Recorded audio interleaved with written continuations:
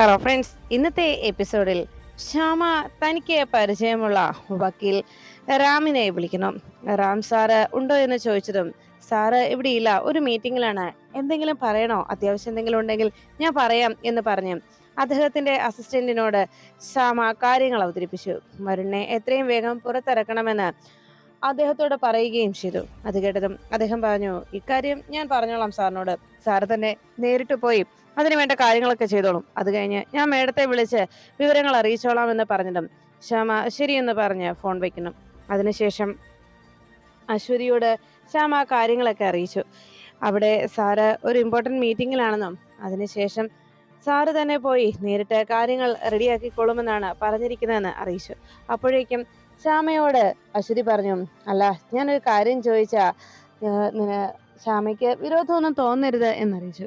എന്താണെന്ന് ആദ്യം പറ, അതിനുശേഷം ഞാൻ പറയാം എന്ന് അശ്വതിയോട് ശ്യാമ പറയുകയും മാത്രമല്ല, അശ്വതി ചേച്ചി ഇങ്ങനെ ഒരു മുഖവിരി എടുക്കുന്നുണ്ടെങ്കിൽ അതിനെന്തെങ്കിലും കാര്യമായിട്ടുണ്ടാവുമല്ലോ, എന്താ ചേച്ചി കാരണം, എന്താണെങ്കിലും പറയൂ എന്ന് അശ്വതിയോട് ശ്യാമ ചോദിച്ചു. അപ്പോഴേക്കും അശ്വതി പറഞ്ഞു, വേറൊന്നുമല്ല, മോള് ഇന്ന് വരുണിനെ കുറിച്ച് പറഞ്ഞപ്പോ അവളുടെ താല്പര്യം അല്ലെങ്കിൽ വരുണിനോടുള്ള അവളുടെ സ്നേഹത്തിന്റെ ആഴം എനിക്ക് അവളുടെ സംസാരത്തിൽ നിന്ന് മനസ്സിലാക്കാൻ കഴിഞ്ഞു. അതുകൊണ്ടാണ് ഞാൻ ചോദിച്ചത്, ഒരു അനുജത്തിയുടെ ഭർത്താവിനോടുള്ള സ്നേഹമല്ല, അല്ലെങ്കിൽ അങ്ങനെ ഒരു കരുതലല്ല വരുണിനെ കുറിച്ച് പറയുമ്പോ രാധിക മോളുടെ ഭാഗത്തുനിന്നുണ്ടാവുന്നത്. പിന്നെ രാധിക മോളെ പോലെ ഒരാൾക്ക് എല്ലാവരോടും ഇങ്ങനെ ഒരു സ്നേഹം ഉണ്ടാകുന്നത് സ്വാഭാവികവുമാണ്.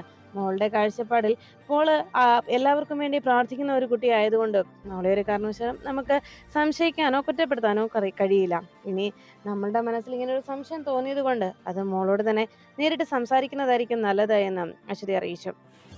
അത് പിന്നീട് ഇങ്ങനെ ഒരു അവസരം ഉണ്ടാകുമ്പോൾ മാത്രമേ ചോദിക്കാനും കഴിയൂ എന്ന് അശ്വതി പറഞ്ഞു. അത് കേട്ടതും ശ്യാമ പറഞ്ഞു, എന്തായാലും ഞാനായിട്ട് ചോദിക്കുന്നില്ല, എന്താ അതുപോലെ അശ്വതി ചേച്ചി തന്നെ, ഞാൻ അക്കാര്യങ്ങളൊക്കെ അശ്വതി ചേച്ചി തന്നെ ചോദിച്ച് മനസ്സിലാക്കിക്കോ, അത് ഞാൻ അശ്വതി ചേച്ചിക്ക് വിട്ടിരിക്കുന്നു, എന്താ പോരെ എന്ന് ശ്യാമ ചോദിച്ചു. ശ്യാമയുടെ ചോദ്യം കേട്ട് അശ്വതി ചിരിച്ചുകൊണ്ടിരിക്കുന്നു. പിന്നീട് ഡെപ്യൂട്ടി പോലീസ് സൂപ്രണ്ടിന്റെ കാര്യാലയത്തിലേക്ക് റാം സാർ എത്തുന്നു. മേ കമിൻ എന്ന് DVSPയോട് ചോദിച്ചതും അകത്തേക്ക് വരാനായി പറഞ്ഞതോടെ അദ്ദേഹത്തിന്റെ അനുവാദത്തോടെ അകത്തേക്ക് വക്കീൽ അദ്ദേഹം എത്തി. അദ്ദേഹം വരുണിന് ജാമ്യത്തിലെടുക്കുന്നതിന് വേണ്ടിയുള്ള വക്കീൽ നോട്ടീസ് നൽകി. അത് നൽകിയതും അപേക്ഷ നൽകിയതും ഉടനെ അത് വായിച്ചു കഴിഞ്ഞ DVSP പറഞ്ഞു, തൽക്കാലം ഇത് പരിഗണിക്കാൻ പറ്റുന്നതല്ലോ സാറേ, കാരണം വരുണിന് ജാമ്യത്തിൽ വിടാൻ പറ്റുന്ന ഒരു കുറ്റകൃത്യമല്ല വരുണിന്റെ ഭാഗത്തുനിന്ന് ഉണ്ടായിരിക്കുന്നത്. അതുകൊണ്ട് തന്നെ വരുണിനെ തൽക്കാലം ജാമ്യത്തിൽ വിടാൻ കഴിയില്ല എന്ന് ഞാൻ അയാളെ ചോദ്യം ചെയ്ത് തീർന്നിട്ടുമില്ല എന്നറിയിച്ചു. അപ്പോഴേക്കും ഉടനെ തന്നെ എന്ത് കുറ്റമാണ് വരുൺ ചെയ്തത്, അതാണ് അറിയേണ്ടത് എന്ന് പറഞ്ഞപ്പോ വരുൺ ചെയ്ത കുറ്റകൃത്യം എന്ന രീതിയിൽ DVSP പറഞ്ഞത് വേറൊന്നുമല്ല, സ്വന്തം അച്ഛനെ കൊലപ്പെടുത്താൻ ശ്രമിച്ചു, അത് തന്നെയാണ് വരുണിന്റെ മേലുള്ള കുറ്റം എന്ന് പറഞ്ഞപ്പോ റാം സാർ ചോദിച്ചു, അല്ല, അങ്ങനെ ഒരു കുറ്റകൃത്യം ചെയ്തു എന്ന് ആരെങ്കിലും പറഞ്ഞോ? വരുണിന്റെ വീട്ടുകാർ ആരെങ്കിലും വരുണിനെതിരെ, ബന്ധുക്കൾ ആരെങ്കിലും വരുണിനെതിരെ പരാതിപ്പെട്ടോ? അതല്ല, ഇനിയും കൊല ചെയ്യപ്പെടാൻ അല്ലെങ്കിൽ അബോധാവസ്ഥയിലായിരിക്കുന്ന വരുണിന്റെ അച്ഛനായ പരമേശ്വരൻ അങ്ങനെ ഒരു മൊഴിയോ മറ്റോ പറയുകയുണ്ടായോ?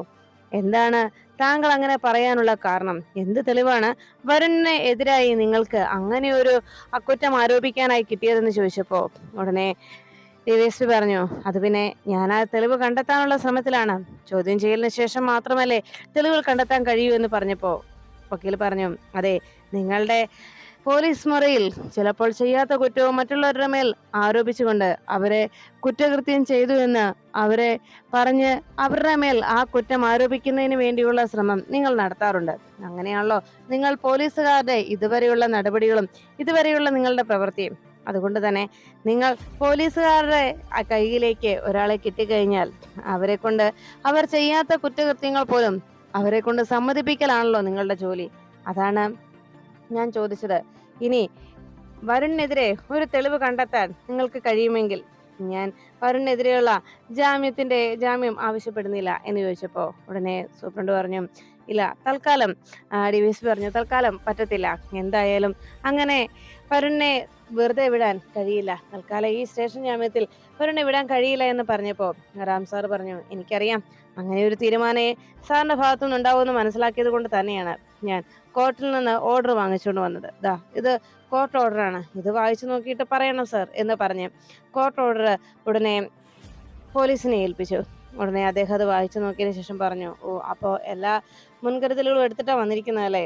ഉടനെ തന്നെ രാം സാർ പറഞ്ഞു, അതെ, വരുണിനെതിരെ നിങ്ങൾ കെട്ടിച്ചമച്ചുണ്ടാക്കിയ ഒരു കള്ളക്കേസാണിതെന്ന കാര്യത്തിൽ വ്യക്തതയുണ്ട്.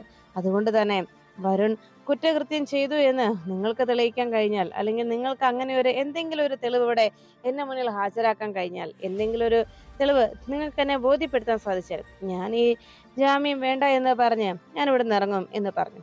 അത് കേട്ടതും എന്താ അങ്ങനെ എന്തെങ്കിലും പ്രൂവ് ചെയ്യാൻ സാറിനെ കൊണ്ട് സാധിക്കുമോ എന്ന് ചോദിച്ചപ്പോ ഉടനെ ഡിവൈഎസ്പി പറഞ്ഞു, വേണ്ട സുഹൃത്തെ, ഞാൻ വരുണിനെ വിട്ടയച്ചേക്കാം, അത് മതിയല്ലോ എന്ന് പറഞ്ഞ് വരുണിനെ വിളിക്കാനായിട്ട് കോൺസ്റ്റബിളിനെ വിളിക്കണം. ആ വരുണിനെ കൂട്ടിക്കൊണ്ട് വരൂ എന്ന് പറഞ്ഞതും കോൺസ്റ്റബിൾ ഉടനെ തന്നെ വരുണിനെ കൂട്ടിക്കൊണ്ടുവരുന്നു. ഈ സമയത്ത് ഡിവൈഎസ്പി പറഞ്ഞു, ഞങ്ങളുടെ കേസ് അന്വേഷണത്തിൽ പലപ്പോഴും പല കുറ്റവാളികളും രക്ഷിച്ചുകൊണ്ട് പോകാൻ ആളുണ്ട് എന്നുള്ള ധിക്കാരത്തിലാണ് നിൽക്കാറുള്ളത്. ഇവിടെയും അത് തന്നെയാണ് സംഭവിച്ചിരിക്കുന്നത് എന്ന് പറഞ്ഞു. ഉടനെ കോൺസ്റ്റബിള് വരുണിനെയും കൂട്ടിക്കൊണ്ട് അവിടേക്ക് വന്നതും അകത്തേക്ക് കൂട്ടിക്കൊണ്ട് വന്ന ആ നിമിഷം തന്നെ വരുണിനോട്, കോൺസ്റ്റബിളിന്റെ കൂടെ എത്തിയ വരുണിനോട് ഡിവൈഎസ്പി പറഞ്ഞു, ദാ ഇങ്ങനെയൊന്ന് നേരത്തെ ഏർപ്പാട് ചെയ്തിട്ടാണ്, മുൻകൂറായിട്ട് ഏർപ്പാട് ചെയ്തിട്ടാണല്ലോ ഓരോ കുറ്റകൃത്യങ്ങൾ ചെയ്തിരിക്കുന്നത് അല്ലേ?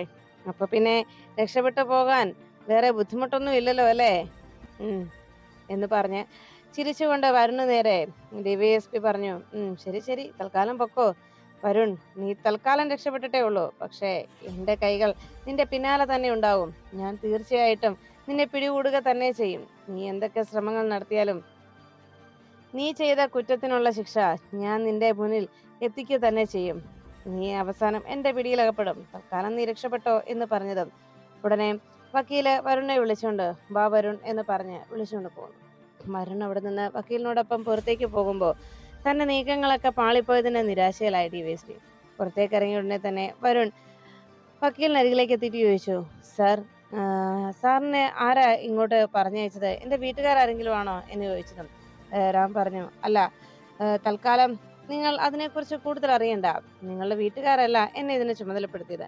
എന്തായാലും വഴിയെ നമുക്ക് അതിനെക്കുറിച്ചൊക്കെ സംസാരിക്കാൻ വരുൺ എന്ന് വക്കീല് പറഞ്ഞു. എന്തായാലും താങ്ക് യു സർ എന്ന് വരുൺ വക്കീലിനോട് നന്ദി അറിയിച്ചു.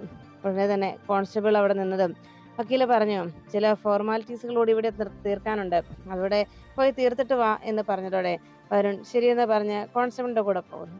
അങ്ങനെ അവിടുത്തെ സ്റ്റേഷനിലെ ചില പേപ്പേഴ്സ് സൈൻ ചെയ്യുന്നതിനായി വരുൺ അകത്തേക്ക് പോകുമ്പോൾ വക്കീലിനെ ഒരിക്കൽ കൂടി ഒന്ന് പിന്തിരിഞ്ഞു നോക്കുകയാണ് വരുൺ.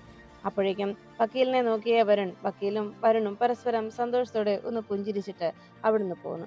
അതിനുശേഷം ശ്യാമയുടെ ഫോണിലേക്ക് വക്കീലിന്റെ അസിസ്റ്റന്റ് വിളിച്ചു.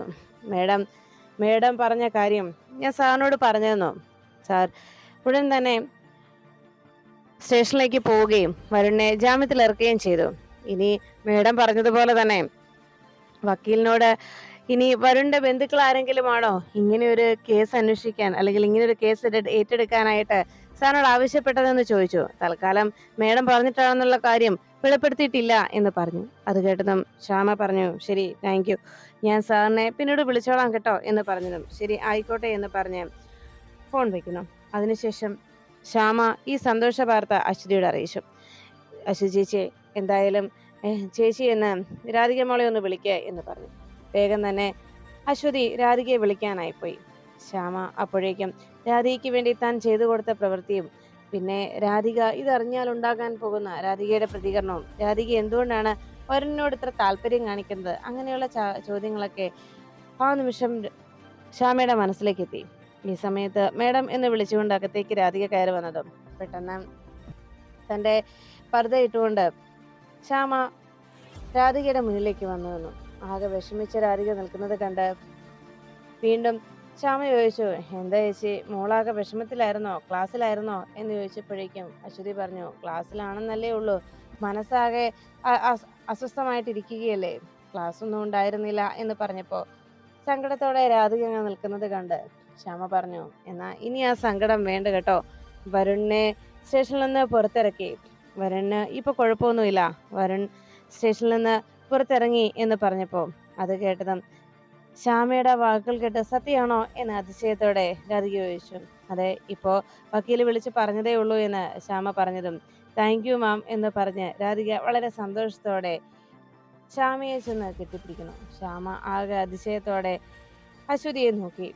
ശ്യാമയുടെ ഒരിക്കലും പ്രതീക്ഷിക്കാത്ത ഒരു പ്രതികരണമായിരുന്നു രാധികയുടെ ഭാഗത്തു നിന്നുണ്ടായത്. അതുകൊണ്ട് തന്നെ ശ്യാമ ആകെ അതിശയത്തോടെ രാധികയെ നോക്കി. ശ്യാമ രാധികയെ എങ്ങനെ ചേർന്ന് കെട്ടിപ്പിടിച്ചങ്ങ് നിൽക്കുമ്പോൾ ശ്യാമ തൻ്റെ മകളെ ആശ്വസിപ്പിക്കുന്ന പോലെ മകളെ ചേർത്ത് പിടിച്ചു. അപ്പോഴേക്കും രാധിക ശ്യാമയോട് പറഞ്ഞു, താങ്ക് യു മാം, ഒത്തിരി ഒത്തിരി നന്ദിയുണ്ട് എന്ന് പറയുമ്പോൾ ഇത് കേട്ട ഉടനെ രാധികയോട് ശ്യാമ പറഞ്ഞു, എന്താ മോളെ, നീ എന്താ ഇങ്ങനെയൊക്കെ പറയുന്നത് എന്ന് അന്വേഷിച്ചു. അപ്പോഴേക്കും രാധിക പറഞ്ഞു, മേഡം, വരുൺ വരുൺ ഒരു പാവമാണ്, എല്ലാവരോടും വളരെ സ്നേഹമുള്ള ആള്, എല്ലാവർക്കും വളരെ പ്രിയപ്പെട്ടവനാണ് എന്ന് പറഞ്ഞ് കൂടുതൽ സന്തോഷത്തോടെ രാധിക സംസാരിക്കാൻ ഒരുങ്ങിയപ്പോഴേക്കും രാധിക വാ തോരാതെ വരുണിനെ കുറിച്ച് ഒരു ബെല്ലും ബ്രേക്കും ഇല്ലാതെ അങ്ങനെ പറഞ്ഞു തുടങ്ങിയത് കണ്ട് അശ്വതിയും ശ്യാമയും അതിശയത്തോടെ പരസ്പരം നോക്കി. പെട്ടെന്ന് രാധിക എനിക്കൊന്ന് പറഞ്ഞ് ആ സംസാരം മുഴുവിപ്പിക്കാതെ നിർത്തിയതിനു ശേഷം വേഗം ചോദിച്ചു, മേഡം, എനിക്ക് ഇന്ന് ലീവ് തരുമോ? എനിക്ക് തിരിച്ച് വീട്ടിലേക്ക് പോകണം, ഞാൻ തിരികെ വരില്ല, ഞാൻ പോയിക്കോട്ടെ. ഇങ്ങനെയൊരു ഭാഗ്യം തന്നില്ലെങ്കിൽ ഇങ്ങനെയൊരു സഹായം ചെയ്തതിന് എനിക്ക് ഭഗവാനോട് നന്ദി പറയണം, പൂജാമുറിയിൽ കുറേ നേരം ചെന്നിരിക്കണം എന്ന് പറഞ്ഞു. അത് കേട്ടതോടെ അതിശയത്തോടെ അശ്വതിയും ശ്യാമയും നോക്കി. ശരി, മോള് പൊയ്ക്കോ, സമാധാനത്തോടു കൂടി പോയിരിക്കെ എന്ന് പറഞ്ഞിരും. താങ്ക് യു മാം, ഞാൻ പോവാ എന്ന് രാധിക പറഞ്ഞു. അങ്ങനെ രണ്ടുപേരോടും യാത്ര പറഞ്ഞ് രാധിക അവിടെ നിന്ന് പോയി കഴിഞ്ഞതും ശ്യാമയ്ക്കും അശ്വതിക്കും ആകെ അതിശയമാവുന്നു. ശ്യാമയോട് അശ്വതി പറഞ്ഞു, അല്ല, മോള് പറഞ്ഞപ്പോ ശ്രദ്ധിച്ചില്ലേ ശ്യാമയും, വരുണിന്റെ കാര്യം വളരെ ആവേശത്തോടെ പറഞ്ഞിട്ട് എനിക്ക് എന്ന് പറഞ്ഞു തുടങ്ങിയിട്ട് അത് മുഴുവിപ്പിക്കാതെ നിർത്തിയത് എന്ന് പറഞ്ഞപ്പോ ശ്യാമ പറഞ്ഞു, ശരിയാ, എന്തോ ഒരു അസ്വാഭാവികത, എന്തോ ഒരു വല്ലാത്തൊരു പ്രത്യേക അടുപ്പമുള്ള ഒരാളെ കുറിച്ച് പറയുന്നത് പോലെയാണ് രാധിക മോള് വരുണിനെ കുറിച്ച് പറയുന്നത്. അപ്പോഴും അശ്വതി പറഞ്ഞു, അതെ, എന്തായാലും മോള് വരട്ടെ, നമുക്ക് ഒന്ന് ചോദിക്കാം, എന്തോ ഒരു സംശയം പോലെ മനസ്സിൽ കടന്നുകൂടിയതല്ലേ, അതെന്തായാലും നമുക്ക് ചോദിച്ച് അതിനൊരു തീരുമാനം ഉണ്ടാക്കണം എന്ന് പറഞ്ഞു. അപ്പോഴേക്കും ശ്യാമ പെട്ടെന്ന് ആലോചിച്ചത്, താൻ വരുണിനെ പുറത്തിറക്കിയെന്നറിഞ്ഞതോടെ വളരെ സന്തോഷത്തോടെ തന്നെ വന്ന് കെട്ടിപ്പിടിച്ച് ആ നന്ദി പറഞ്ഞ രാധിക മോളുടെ അപ്പോഴത്തെ പ്രവൃത്തിയായിരുന്നു ശ്യാമയുടെ മനസ്സിൽ. ശ്യാമ പറഞ്ഞു, രാധികേച്ചി, ഞാൻ ചോദിക്കാതെ തന്നെ എന്നെ കെട്ടിപ്പിടിച്ചു, എനിക്ക് ഉമ്മ തന്നു എൻ്റെ മോള് എന്ന് അശ്വതിയോട് അതിശയത്തോടെ രാധിക പറയുന്നു. അതെല്ലാം കേട്ടതോടെ അശ്വതിയും ചിരിച്ചുകൊണ്ട് ശ്യാമയുടെ ആ സന്തോഷത്തിൽ പങ്കുചേർന്ന് അങ്ങനെ തൻ്റെ മകൾ തന്നെ സ്നേഹിച്ചതിൻ്റെ സന്തോഷം ഭഗവാനോട് അറിയിച്ചുകൊണ്ട് ശ്യാമ അങ്ങനെ ഇരുന്നു. അപ്പോഴേക്കും രാധിക പൂജാമുറിയിൽ വീട്ടിലേക്ക് മടങ്ങിയെത്തി പൂജാമുറിയിൽ കയറി ഭഗവാനോട് നന്ദി പറഞ്ഞു. കുറേ തവണ പ്രാർത്ഥനയോടെ അങ്ങനെ ഇരിക്കുകയും ഭഗവാനോട് നന്ദി പറയുമ്പോൾ ഒരിക്കലും വരുൺ അറിയരുത് ഇത് ഞാനാ ചെയ്തതെന്ന്. എനിക്ക് തോന്നി ഇതെൻ്റെ കടമയാണെന്ന്. അതെ, കടമ തന്നെയാണ്. അതുകൊണ്ട് ഞാൻ ചെയ്ത ഈ കാര്യം അതൊരിക്കലും വരുൺ അറിയണ്ട, വരുണും മറ്റാരും അറിയണ്ട എന്ന് ഭഗവാനോട് പറയുമ്പോൾ അകത്തേക്ക് യശോദ എത്തിയിട്ട് വിളിച്ചു, മോളെ എന്ന് വിളിച്ചതും ശ്യാമ ഒന്ന് പെട്ടെന്ന് രാധിക പിന്തിരിഞ്ഞു നോക്കി. അപ്പോഴേക്കും യശോദ അവിടെ നിന്ന് പുറത്തേക്ക് ഇറങ്ങി അമ്മയുടെ അരികിലേക്ക് വേഗം തന്നെ ഭഗവാനോട് നന്ദി അറിയിച്ചതിന് ശേഷം പതുക്കെ എഴുന്നേറ്റ് രാധിക വേഗം യശോദയുടെ അരികിലേക്ക് എത്തി. അപ്പോഴേക്കും യശോദ പറഞ്ഞു, മോളെ, നീ വന്നിട്ട് കുറെ നേരമായല്ലോ പൂജാമുറിയിൽ തന്നെ ഇരിക്കുന്നു എന്ന് ചോദിച്ചപ്പോൾ രാധിക പറഞ്ഞു, അത് പിന്നെ അമ്മേ, ഭഗവാൻ നമ്മുടെ പ്രാർത്ഥന കേട്ട് നമ്മൾ ആവശ്യപ്പെട്ടതുപോലെ ഭഗവാൻ നമ്മുടെ ആഗ്രഹം സഫലമാക്കി തന്നതിന് ഒരു നന്ദി അറിയിക്കണ്ടേ ഭഗവാനോട്. അതുകൊണ്ടമ്മേ ഞാൻ പൂജാമുറിയിൽ വന്ന് ഭഗവാനോട് നന്ദി പറഞ്ഞെന്നറിയിച്ചു. ഉടനെ യശോദ ചോദിച്ചു, എന്താ മോളെ? ഉടനെ രാധിക പറഞ്ഞു, അമ്മേ, വേറൊന്നുമല്ല, പിതാമേടത്തിന് എൻ്റെ മുഖം വാടിയിരിക്കുന്നത് കണ്ടാൽ തിരിച്ചറിയാൻ കഴിയും. അതുകൊണ്ട് ഞാൻ സങ്കടപ്പെട്ടിരിക്കുന്നത് മേഡത്തിന് ഇഷ്ടമുള്ള കാര്യമല്ല, എന്നെ വിളിച്ച് കാര്യം അന്വേഷിക്കും. ഇന്നും അതുപോലെ തന്നെ മേഡം എൻ്റെ സങ്കടം മാറ്റി തന്നു. അത് മാത്രമല്ലമ്മേ, മേഡം എന്നെ അരികിലേക്ക് വിളിക്കുമ്പോൾ, മേഡം എന്നെ കെട്ടിപ്പിടിക്കുമ്പോൾ, എന്നെ ആശ്വസിപ്പിക്കുമ്പോൾ അമ്മ എന്നെ കെട്ടിപ്പിടിക്കുന്നത് പോലെ അമ്മേ എനിക്ക് തോന്നാറ് എന്ന് പറഞ്ഞു. അത് കേട്ടതും രാധികയോട് യശോദ പറഞ്ഞു, മോളെ, എനിക്കറിയാം എത്ര പ്രായമുണ്ടെന്നൊന്നും എനിക്കറിയില്ല. പക്ഷേ ഫിദ മേഡത്തിന്റെ ആ ഒരു സ്നേഹം, അതൊരു അമ്മ മോളോട് കാണിക്കുന്ന അതേ സ്നേഹമാണ് എന്റെ രാധിക മോളോടും മേഡത്തിനുള്ളത് എന്ന് യശോദ രാധികയോട് പറഞ്ഞു. ഇതെല്ലാം കേട്ടതിന് ശേഷം രാധിക പറഞ്ഞു, അമ്മേ, എന്തായാലും ആ പർദ്ദയ്ക്കുള്ളിലുള്ള ആളെ ഒന്ന് കാണണമെന്ന് എനിക്ക് ഒത്തിരി മോഹമുണ്ട്. ഇത്രയോ എന്നെ സ്നേഹിക്കുന്ന രാധ ആ ഫിദ മേഡത്തിന്റെ മുഖം ഒന്ന് കാണാൻ ഞാൻ ഒത്തിരി ആഗ്രഹിക്കുന്നുണ്ടെന്ന് പറഞ്ഞു. അത് കേട്ടപ്പോഴേക്കും ഉടനെ തന്നെ യശോദ പറഞ്ഞു, അതൊക്കെ അവരുടെ ആചാരമല്ലേ, നമുക്ക് അതിനെ ചോദ്യം ചെയ്യാൻ കഴിയില്ലല്ലോ. എന്തായാലും എന്നെങ്കിലും മേഡത്തിന്റെ മുഖം മോൾക്ക് കാണാൻ കഴിഞ്ഞേക്കും എന്ന് പറഞ്ഞപ്പോൾ രാധിക പറഞ്ഞു, അമ്മേ, വരുൺ വരുണിനെ പുറത്തിറക്കിയത് ഞാനാണ്. ഞാൻ അങ്ങനെ ഒരു കാര്യം പറഞ്ഞതുകൊണ്ട് ഫിദ മേഡം അത് സാധിച്ചു തന്നു. പക്ഷേ വരുൺ പുറത്തിറങ്ങിയത് ഞാൻ കാരണമാണെന്ന് മറ്റാരും അറിയണ്ട. എനിക്കെന്തോ എന്റെ മനസ്സിന് വല്ലാത്ത വേദന തോന്നി വരുൺ സ്റ്റേഷനിലാണെന്ന് അറിഞ്ഞപ്പോ. അതുകൊണ്ടാണ് ഞാൻ മേഡത്തോട് വരുണിനെ പുറത്തിറക്കുന്നതിന് വേണ്ടി സഹായം അഭ്യർത്ഥിച്ചത്. പിന്നെ ഞാൻ കാരണം എന്റെ കൈ പിടിച്ചതിന്റെ പേരിൽ എന്റെ കാലക്കേട് വരുണോടി കിട്ടണ്ട എന്ന് പറഞ്ഞപ്പോ രാധികയുടെ ആ വാക്ക് കേട്ടതോടെ യശോദ ആകെ വിഷമത്തോടെ രാധികയെ ഒന്ന് നോക്കി. ഒന്നും മിണ്ടാതെ രാധിക അങ്ങനെ മാത്രം പറഞ്ഞ് അവിടെ നിന്ന് അകത്തേക്ക് പോന്നു. പിന്നീട് കാണുന്നത് വരുണിനെ കുറെ ഗുണ്ടകൾ ചേർന്ന് ആക്രമിക്കുന്നു. കുറെ നേരം അവരുടെ ആ അടിയും ഇടിയും ഒക്കെ ചേർത്ത് നിന്നെങ്കിലും അവസാനം അവരുടെ വലയിൽ വരുൺ കുടുങ്ങുന്നു. പിന്നീട് അവർ വരുണിനെ ബലമായി പിടിച്ചു നിർത്തുമ്പോൾ മറ്റൊരാൾ വരുണിന് നേരെ പാഞ്ഞെത്തി അയാളുടെ കയ്യിലുള്ള ആ കത്തി വെച്ച് വരുണിനെ കുത്തി. ആ കാഴ്ച കണ്ടുകൊണ്ട് മോനെ എന്ന് ഉറക്കെ നിലവിളിച്ചുകൊണ്ട് പത്മിനി ചാടി എഴുന്നേറ്റു. വരുൺ എന്നുള്ള പത്മിനിയുടെ ആ വിളി കേട്ട് അപ്പുറത്തായിരുന്ന മുത്തശ്ശിയും കൽപ്പനയും ഓടിയ റൂമിലേക്ക് എത്തി. മുത്തശ്ശി ഓടി വന്ന് ചോദിച്ചു, പത്മിനി, എന്താ മോളെ, എന്താ പറ്റിയത്? അപ്പോഴേക്കും പത്മിനി പറഞ്ഞു, അത് പിന്നെ അമ്മേ, ഞാൻ എന്തോ ദുസ്വപ്നം കാണുകയായിരുന്നു. ഒരിക്കലും നടക്കാൻ പാടില്ലാത്ത ഒരു ദുസ്വപ്നം എന്ന് പറഞ്ഞതും മുത്തശ്ശി പറഞ്ഞു, ഏത് നേരവും ആലോചനയല്ലേ, പലതും ഇങ്ങനെ ആലോചിച്ച് കൂട്ടുകയല്ലേ, അതുകൊണ്ടാ എന്ന് പറഞ്ഞപ്പോൾ കൽപ്പന പറഞ്ഞു, അല്ല അമ്മ ഹോസ്പിറ്റലിൽ നിന്ന് ഇങ്ങോട്ട് പോകുന്നില്ലേ, അതൊക്കെ കൊണ്ടായിരിക്കും, അച്ഛൻ്റെ കാര്യമൊക്കെ ഓർത്തിട്ടാവും. അല്ല അമ്മ എന്തിനാ ഇങ്ങനെ ടെൻഷനാവുന്നേ? നാളെ അച്ഛൻ ഇങ്ങോട്ട് വരുമല്ലോ, അച്ഛൻ ഡിസ്ചാർജ് ആവുമല്ലേ നാളെ, പിന്നെ എന്താ പ്രശ്നം എന്ന് ചോദിച്ചു. അപ്പോഴേക്കും പത്മിനി പറഞ്ഞു, ഡോക്ടർ കുഴപ്പമൊന്നുമില്ലെന്ന് പറഞ്ഞത് കൊണ്ടാണ് ഞാൻ ഇങ്ങനെ പോകുന്നത്. ഇപ്പോൾ ഈ വീട്ടിൽ എന്തൊക്കെയോ പ്രശ്നങ്ങളുണ്ടമ്മേ. ഇത് ഭഗവാൻ നമുക്ക് കാണിച്ചു തരുന്നതാണ്, ഭഗവാൻ കാട്ടിത്തരുന്ന ഒരു മുന്നറിയിപ്പാണ് ഇതൊക്കെയെന്നാണ് എനിക്ക് തോന്നുന്നത്.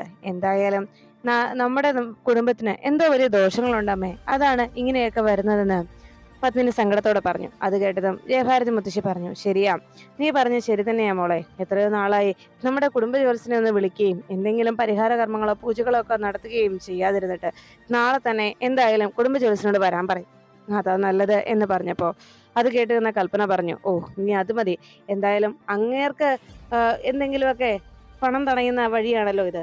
അതുകൊണ്ട് ഇനി എന്തെങ്കിലും പരിഹാര കർമ്മങ്ങളും പൂജകളും ഒക്കെ ആയിട്ട് കുറെ പൈസ അയാൾക്ക് തടയുന്നതിന് വേണ്ടിയുള്ള വഴികൾ അയാൾ ഒരുക്കും എന്ന് പറഞ്ഞു. അപ്പോഴേക്കും മുത്തശ്ശി പറഞ്ഞു, എന്തായാലും എന്താ കൽപ്പനെ, നിനക്ക് മുടക്കൊന്നുള്ള കാര്യമല്ലല്ലോ, എന്തായാലും നാളെ തന്നെ ജോത്സ്യനോട് ഞാൻ വരാൻ പറയും എന്ന് മുത്തശ്ശി അറിയിക്കുന്നു. അങ്ങനെ ജയഭാരതി മുത്തശ്ശി പറഞ്ഞതുപോലെ തന്നെ ഉടൻ തന്നെ ജോത്സ്യനോട് വരാനായിട്ട് മുത്തശ്ശി അറിയിച്ചു. കുറച്ച് ദിവസങ്ങൾ വീട്ടിലുണ്ടായ ഈ അനർത്ഥങ്ങൾക്കൊക്കെ എന്തോ കാരണമുണ്ട് എന്ന് ഉറപ്പ് ഉള്ളത് കൊണ്ട് തന്നെ മുത്തശ്ശി അതിനെന്തെങ്കിലും ഒരു പരിഹാരം കണ്ടെത്തണമെന്ന് തീരുമാനിച്ചു. അതിനായി ജ്യോത്സ്യനെ വിളിച്ചു വരുത്തുന്നു. ജ്യോത്സ്യൻ പിറ്റേ ദിവസം തന്നെ വീട്ടിലേക്ക് എത്തി. ജ്യോത്സ്യൻ കവിടുന്നിടത്തെ രാശിപ്പലയിൽ കണ്ട കാര്യങ്ങളൊക്കെ മുത്തശ്ശിയോട് പറഞ്ഞു. ഈ ജാതകക്കാരുടെ കാര്യങ്ങൾ നോക്കിയപ്പോൾ കാണുന്നതൊക്കെ അശുഭലക്ഷണങ്ങളാണല്ലോ എന്ന് പറഞ്ഞു. എന്തായാലും കുറെ ദോഷങ്ങൾ ഈ കുടുംബത്തിന് നേരിട്ടിട്ടുണ്ട്. ആദ്യം കുടുംബത്തിന്റെ സർവേശ്വരി പൂജയ്ക്ക് വേണ്ടിയുള്ള പൂജകൾ നടത്തേണ്ടതുണ്ട് എന്നറിയിച്ചു. അത് കേട്ടതും മുത്തശ്ശി പറഞ്ഞു, അങ്ങനെ തന്നെ നടക്കട്ടെ, അത് ചെയ്യാം എന്ന് പറഞ്ഞപ്പോ ഉടനെ ജ്യോത്സ്യൻ അറിയിച്ചു, അത് ഈ പൂജ നടത്തേണ്ടത് ഈ കുടുംബത്തിലെ ഇളയ മകനും ഭാര്യയും കൂടിയാണ് ഈ പൂജയിൽ പങ്കെടുക്കേണ്ടതെന്ന് പറഞ്ഞു. അത് കേട്ടതും വരണാകെ ദേഷ്യത്തോടെ പ്രിയങ്കയെ നോക്കി. പ്രിയങ്ക ഒട്ടും താല്പര്യമില്ലാതെ, ഇങ്ങനൊരു പൂജ നടത്താൻ പോകുന്നതിൽ പോലും താല്പര്യമില്ലാതെ വരുണിനെ നോക്കുന്നു. ഉടനെ തന്നെ മുത്തശ്ശി പറഞ്ഞു, ശരി, അങ്ങനെ തന്നെ ആയിക്കോട്ടെ ജ്യോത്സ്യരെ, അങ്ങനെ തന്നെ ചെയ്യാമെന്ന് പറഞ്ഞതും ശരി, വിധി പ്രകാരമുള്ള എന്തെല്ലാം പൂജകളാണ് നടത്തേണ്ടതെന്ന് ഞാനൊരു ചാർട്ട് എഴുതി തരാമെന്ന് ജ്യോത്സ്യൻ അറിയിച്ച് അവിടെ നിന്ന് മടങ്ങുന്നു. പിന്നീട് മുത്തശ്ശിയുടെ അരികിലേക്ക് വരുണെത്തി. മുത്തശ്ശി വരുണിനോട് ചോദിച്ചു, എന്ത് പറ്റി, എന്തെങ്കിലും പ്രശ്നമുണ്ടോ എന്ന് ചോദിച്ചപ്പോ മുത്തശ്ശിയോട് സങ്കടത്തോടെ വരുൺ പറഞ്ഞു, അല്ല മുത്തശ്ശി, ഞാൻ വിവാഹം കഴിച്ച പെൺകുട്ടി എൻ്റെ കൂടെ ഈ പൂജ ചെയ്യണമെന്നല്ലേ പറഞ്ഞത്. പക്ഷേ അങ്ങനെ ഒരു പൂജ ചെയ്യാൻ പ്രിയങ്ക ഒരിക്കലും അതിന് യോഗ്യയല്ല എന്ന് പറഞ്ഞു. ഞാൻ താലി കെട്ടിയ പെൺകുട്ടിയും പ്രിയങ്കയല്ലല്ലോ എന്ന് പറഞ്ഞപ്പോ മുത്തശ്ശി പറഞ്ഞു, എടാ മോനെ വരുണേ, നീ എന്തിനാ വിഷമിക്കുന്നത്? നീ താലി കെട്ടിയ പെൺകുട്ടിയെ കൊണ്ട് തന്നെയാണ് ഈ പൂജ നമ്മൾ നടത്താൻ പോകുന്നത്. അതിന് യാതൊരു പ്രശ്നവും ഉണ്ടാവില്ല എന്ന് പറഞ്ഞു. അപ്പോഴേക്കും വീട്ടിലേക്ക് പരമേശ്വരനെയും കൂട്ടി, ഡിസ്ചാർജായ പരമേശ്വരനെയും കൂട്ടി പത്മിനിയും മറ്റും എത്തുന്നു. പത്മിനി അവിടേക്ക് വന്നതോടെ പരമേശ്വരന് രോഗം ഭേദമായതുകൊണ്ട് പരമേശ്വരന് വളരെ സ്നേഹത്തോടെ എല്ലാവരും വിളിച്ചു. വരുൺ അരികിലേക്ക് ചെന്ന് അച്ഛനെ ചേർത്ത് പിടിച്ചതും വരുൺ എങ്ങും പോകുന്നില്ല എന്ന തീരുമാനത്തിൽ വരുൺ എത്തിയത് കൊണ്ട് പരമേശ്വരനും വരുണിനോടുള്ള ദേഷ്യവുമെല്ലാം മാറി. മോനെ എന്ന് വിളിച്ച് അച്ഛനും മകനെ കെട്ടിപ്പിടിച്ച് അവരുടെ പരസ്പരം സന്തോഷം പങ്കുവയ്ക്കുന്നു.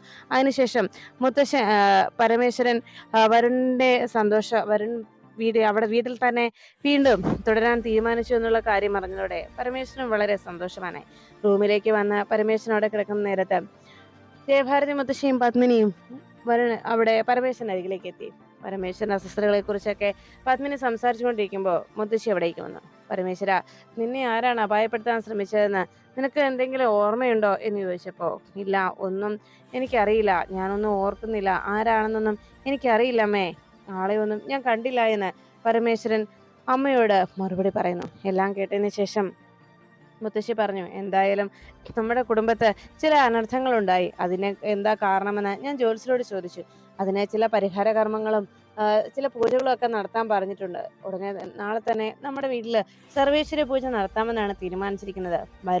വരുൺ താലി കെട്ടിയ പെൺകുട്ടിയും ഈ ചടങ്ങിൽ പങ്കെടുക്കണമെന്നാണ് ജ്യോത്സ്യം പറഞ്ഞിരിക്കുന്നതെന്ന് അറിയിച്ചു. അത് കേട്ടതും ഉടനെ പരമേശ്വരൻ പറഞ്ഞു, ഇനി അതാണ് പ്രശ്നം. ഇനി എന്താണ് അവരുടെ കാര്യത്തിലൊരു തീരുമാനമെന്നാണ് എനിക്കിപ്പോഴും ഒന്നും മനസ്സിലാകാത്തതെന്ന് പറഞ്ഞ് പരമേശ്വരനാകെ വിഷമത്തോടിരുന്നു. അതിനുശേഷം പുറത്തേക്ക് ഇറങ്ങി വരുന്ന മുത്തശ്ശി വരുൺ അവിടെ മാറി നിൽക്കുന്ന കണ്ട് അരികിലേക്ക് എത്തി. എന്താടാ മോനെ, നീ ആകെ വിഷമിച്ച് നിൽക്കുന്നത് ചോദിച്ചതും വരുൺ പറഞ്ഞു, മുത്തശ്ശി കേട്ടതല്ലേ ജ്യോത്സ്യം പറഞ്ഞ കാര്യം എന്ന് ചോദിച്ചപ്പോ മുത്തശ്ശി പറഞ്ഞു, ഞാൻ പറഞ്ഞല്ലോടാ, നീ താലി കെട്ടിയ പെണ്ണ് തന്നെയായിരിക്കും നാളെ ആ പെൺകുട്ടി തന്നെയാ നിന്റെ കൂടെ പൂജയെ പങ്കെടുക്കുക. എന്താ അതുപോലെ മുത്തശ്ശി പറഞ്ഞു നിനക്ക് മനസ്സിലാവുന്നില്ലേ എന്ന് ചോദിച്ചതും വരുൺ പറഞ്ഞു, എന്താ മുത്തശ്ശിയെ പറയുന്നത്? രാധികയെ ഞാൻ താലി ചാർത്തിയത്, പക്ഷെ രാധിക ഒരു കാരണവശാലും ഈ ചടങ്ങിൽ പങ്കെടുക്കാൻ വരില്ല. രാധികയെ അവർ കൊണ്ടുവരികയുമില്ല. അപ്പൊ പിന്നെ എന്തിനാ മുത്തശ്ശി ഇങ്ങനെ നടക്കാത്ത കാര്യങ്ങൾ പറയുന്നതെന്ന് ചോദിച്ചു. അപ്പോഴേക്കും വരുണിനോട് പറഞ്ഞു, ഇടമോനെ, ഞാൻ പറഞ്ഞ സത്യം തന്നെയാണ്. ഈ ചടങ്ങ് തീർച്ചയായിട്ടും നടക്കും. രാധികയെ ഞാൻ ഇവിടേക്ക് കൊണ്ടുവരികയും ചെയ്തു, നീ നോക്കിക്കോ എന്ന് പറഞ്ഞ് ഉടനെ ദേവനാരായണൻ തിരുമേനിയുടെ ഫോണിലേക്ക് മുത്തശ്ശി വിളിക്കുന്നു. കോൾ അറ്റൻഡ് ചെയ്ത ദേവനാരായണൻ വിശേഷങ്ങളൊക്കെ ചോദിച്ചു. പരമേശ്വരനെ കുറിച്ചും കുടുംബത്തെക്കുറിച്ചും ഒക്കെ അന്വേഷിച്ചപ്പോ വരുൺ ജയിലിൽ നിന്ന് പുറത്തു വന്നുള്ള കാര്യവും ഒക്കെ പറയുന്നു. എല്ലാം കേട്ടതിന് ശേഷം മുത്തശ്ശിയോട് വരുൺ ജയിലിൽ നിന്ന് വന്നതിന് ശേഷമുള്ള വിശേഷങ്ങളൊക്കെ അന്വേഷിച്ചപ്പോൾ പരമേശ്വരൻ ഡിസ്ചാർജായി വീട്ടിൽ വന്നു എന്ന് ദേവനാരായണൻ തിരുമേനിയോട് മുത്തശ്ശി അറിയിച്ചു. പിന്നെ ഇവിടുത്തെ പ്രശ്നങ്ങളൊക്കെ കാരണം ഞാൻ കുടുംബ ജ്യോത്സ്യനെ വിളിച്ച് ഒന്ന് കബഡി നിർത്തി നോക്കി. അപ്പോൾ അതിൽ കണ്ടത് ചില പരിഹാര കർമ്മങ്ങൾ നടത്തണമെന്നും ചില ദോഷങ്ങൾ ഇപ്പോൾ നിലവിൽ ഈ കുടുംബത്തിനുണ്ടെന്നുമാണ്. അതിന് സർവേശ്വരി പൂജയൊക്കെ നടത്താനാണ് തീരുമാനിച്ചിരിക്കുന്നത്. ഞാനിപ്പോൾ തിരുമേനിയെ വിളിച്ചത് നാളെ തിരുമേനിയും കുടുംബവും ഇവിടെ പൂജയിൽ പങ്കെടുക്കാനായി എത്തണം. ഒപ്പം രാധിക മോളെയും കൂടെ കൂട്ടണം. ഞങ്ങൾക്കാണെങ്കിൽ ഇവിടെയുള്ളവർക്കൊന്നും ഈ പൂജാകർമ്മങ്ങളൊന്നും അല്ലെങ്കിൽ പൂജാകർമ്മങ്ങളിലോടൊന്നും അധികം അറിയത്തില്ലാത്ത ആളുകളാണ്. എന്തൊക്കെ ചെയ്യണം, എന്തൊക്കെയാണ് പൂജയ്ക്ക് വേണ്ടതെന്നോ, എന്തെല്ലാം സാധനങ്ങൾ അടുപ്പിക്കണമെന്നോ, എങ്ങനെയൊക്കെ ചെയ്യണമെന്നൊന്നും ഒരു അടുക്കും ചിട്ടയൊന്നും ഇല്ലാത്ത ആളുകളാണ് ഞങ്ങൾ. അതുകൊണ്ട് തന്നെ രാധിക മോളെ കൂടി ഇങ്ങോട്ട് കൊണ്ടുവരികയാണെങ്കിൽ മോൾക്ക് ഈ കാര്യങ്ങളൊക്കെ അറിയാവുന്നതാണല്ലോ. അപ്പോൾ അതൊക്കെ മോള് വേണ്ട വിധത്തിലെല്ലാം കൈകാര്യം ചെയ്യില്ലേ. അതുകൊണ്ട് മോളെ നിർബന്ധമായിട്ടും തിരുമേനി കൂട്ടിക്കൊണ്ട് വരണം എന്നറിയിച്ചു. അത് കേട്ടതും ദേവനാരായണൻ ചിരിച്ചുകൊണ്ട് പറഞ്ഞു, അതിനെന്താ, തീർച്ചയായിട്ടും ഞാൻ കൊണ്ടുവരാലോ അമ്മേ, അതൊന്നും ഓർത്ത് അമ്മ വിഷമിക്കണ്ട എന്ന് പറഞ്ഞു. അങ്ങനെ മുത്തശ്ശി രാധികയെ നാളെ വീട്ടിലേക്ക് എത്തിക്കുന്നതിന് വേണ്ടിയുള്ള നീക്കങ്ങൾ നടത്തിയത് കണ്ട് വരുൺ ഒത്തിരി സന്തോഷവാനാണ്. അതിനുശേഷം പിറ്റേന്ന് രാവിലെ കണിമംഗലത്ത് പൂജാകർമ്മങ്ങൾക്ക് വേണ്ടിയുള്ള ഒരുക്കങ്ങൾ നടത്തിക്കഴിഞ്ഞു. അപ്പോഴേക്കും കണിമംഗലത്തേക്ക് ദേവനാരായണനും കുടുംബവും ഒരു ഓട്ടോയിൽ വന്നിറങ്ങി. അത് കൂടെ ദേവനാരായണനും യശോദയും വന്നപ്പോ കൂട്ടത്തിൽ രാധികയെ കൂടി കണ്ടതോടെ പ്രിയങ്കയ്ക്കാകെ ദേഷ്യമായി. പ്രിയങ്ക കലിയോടെ അങ്ങനെ നോക്കുമ്പോൾ വരുൺ രാധിക ദേവനാരായണൻ തിരുമേനിയോടൊപ്പം നടന്നു വരുന്ന കാഴ്ച കണ്ടതോടെ വരുൺ വളരെ സന്തോഷത്തോടെ പുഞ്ചിരിച്ചങ്ങനെ നിൽക്കുന്നത് കണ്ട് പ്രിയങ്ക വരുണിന്റെ നോട്ടം കണ്ടതോടെ ഇഷ്ടപ്പെടാതെ കലിയോടെ വരുണിനെ നോക്കി. അതോടെ വരുൺ പ്രിയങ്ക ഒട്ടും ഇഷ്ടപ്പെടുന്ന രാധിക വന്നതിൽ പ്രിയങ്കയ്ക്ക് ഒട്ടും താല്പര്യമില്ല എന്ന് മനസ്സിലാക്കിയ വരുൺ താൻ ഇഷ്ടപ്പെട്ട പെൺകുട്ടി തന്റെ വീട്ടിലെ ചടങ്ങിന് പങ്കെടുക്കാൻ വരുന്നതിന്റെ സന്തോഷമായിരുന്നു വരുണിന്റെ മനസ്സിൽ.